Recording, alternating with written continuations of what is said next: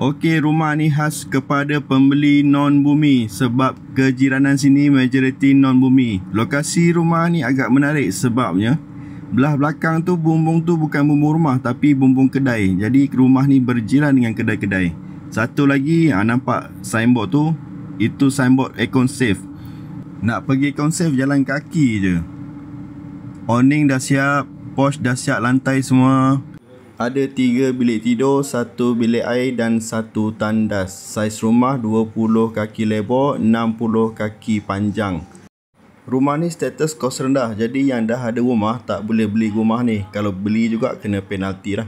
Yang ni ruang dapur. Yang ni asalnya tak kat sini je. Yang bahagian ni owner dah extend. Yang ni bilik air, yang ni tandas. Dan ni ada 1 bilik kecil untuk sesuai untuk buat store. Harga RM160,000 sahaja. Yang berminat boleh roger.